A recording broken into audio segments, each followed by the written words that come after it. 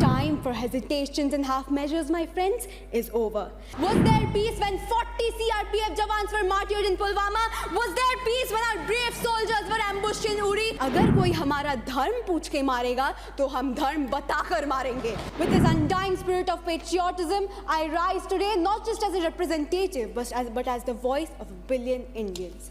A nation whose heart bleeds for its martyrs, whose soul demands justice, and whose resolve remains unshaken. Greetings to one and all present here. I am Sonakshi Bhattacharya from the state of Bengal, but today I stand here most importantly as an Indian. And as an Indian, my friends, I would like to ask for a firm and uncompromising stance against cross-border terrorism. The time for hesitations and half measures, my friends, is over. Now, some in the opposition may argue that such a move may destabilize peace. But to them, I would like to ask, was there peace when 40 CRPF jawans were martyred in Pulwama? Was there peace when our brave soldiers were ambushed in Uri? Was there peace when our air base was attacked in Pathankot? Silence, my friends, is not diplomacy, and appeasement is not strategy. When terror is exported across the border as state policy, the only response must be strength. Under this very government, our border security forces are stronger, sharper, and more technologically equipped than ever before.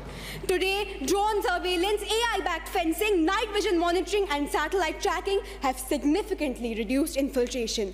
The surgical strikes post-Uri, the Balakot airstrikes, and even, my friends, the most recent Operation Sindoor sent a message that India will not tolerate terrorism, not even for one night. Looking forward, this government is laying a comprehensive blueprint to eliminate terrorism from its very roots. We have empowered agencies like the NIA and the Multi-Agency Center for Real-Time Intelligence Sharing. We are tackling money laundering and terror financing head-on. Hawala networks have been exposed, Benami assets seized, and sleeper cells dismantled through coordinated efforts of the ED, NIA, and the state forces.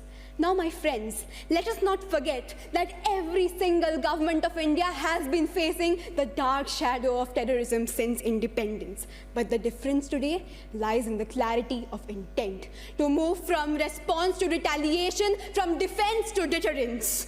But again, I must remind you that this fight isn't just the government's. It is of India's. We need internal unity, we need collective political will, and we need to rise above the partition lines and stand with our armed forces and institutions without ambiguity as one nation. So I ask this House, will we let the pain of our martyrs go in vain?